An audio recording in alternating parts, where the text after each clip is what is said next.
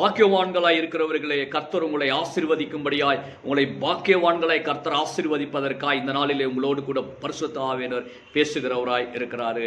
நாம் தொடர்ந்து 3 நாளும் பார்த்தோம். கர்த்தருக்கு காத்திருக்கிறவர்கள் பாக்கியவான்கள், கர்த்தரை நம்பிக்கையாய் கொண்டிருக்கிறவர்கள் பாக்கியவான்கள், கர்த்தர் நல்லவர் என்று ருசி பார்க்கிறவர்கள் பாக்கியவான்கள் என்று பார்த்தோம். இன்றைக்கு 4th டே நாம் இன்னொரு பிரத்யேகமான ஒரு காரியத்தை கர்த்தர் வைக்கிறார். அவர்களை கர்த்தர், இது ரொம்ப விசேஷமான ஒரு பாக்கியவான்களாய் கர்த்தர் கொடுக்கிற ஆசீர்வாதம்.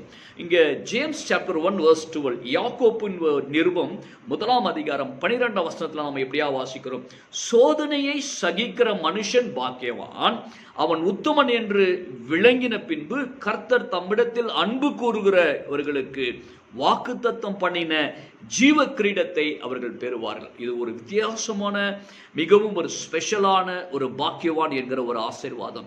நீங்கள் அந்த பாக்கியவான்களா இருப்பது ரொம்ப ரொம்ப மிகவும் ஒரு பிரத்யேகமான ஆசீர்வாதம். கர்த்தர் சொல்றாருங்க, சோதனையை சகிக்கிற மனுஷன் பாக்கியவான் என்று கர்த்தர் சொல்றார். ஒரு வாழ்க்கையில் சோதனை ஏற்படுகிறதா? இங்க ஆண்டவராய் இயேசு கிறிஸ்துவையும் சோதனைக்காரன் சோதித்தான் என்ற வேதத்துல வாசிக்கிறோம்.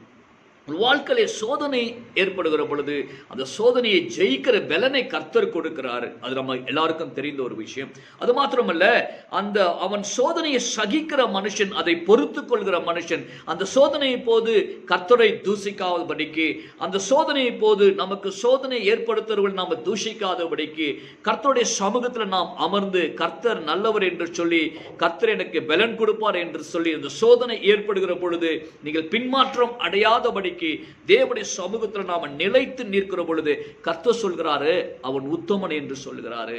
அவன் உத்தமன் என்று உங்களை பார்த்து கர்த்தர் சொல்கிறாரு, நீங்கள் உத்தமன் என்று கர்த்தர் சொல்கிறாரு. அது மாத்திரமல்ல, யாரு அந்த சோதனை சகித்துக் கொள்ள முடியும்? தேவன் மீது அன்பு வைக்கிறவர்களா தான் அவருடைய அந்த சோதனையை சகித்துக் கொள்ள முடியும். அப்படி அன்பு செலுத்துகிற உங்களுக்கு ஸ்பெஷல், வெறும் பாக்கியவானாய் மட்டும் கர்த்தர் உங்களை பார்ப்பதுக்குள்ள, அவர் உங்களுக்கு வாக்குத்தத்தம் பண்ணின ஜீவ கிரீடத்தை கர்த்தர் கொடுக்கிறார். எவ்வளவு பெரிய ஆசீர்வாதம் பாருங்க. ஜீவ கிரீடத்தை கர்த்தர் கொடுங்க. பாக்கியவானாய் இருங்கள், சோதனையை சகிங்க, ஜீவ கிரீடத்தை பெற்றுக்கொள்ளுங்க. கர்த்தர் உங்களை பாக்கியவானாய் ஏற்படுத்துகிறாரு.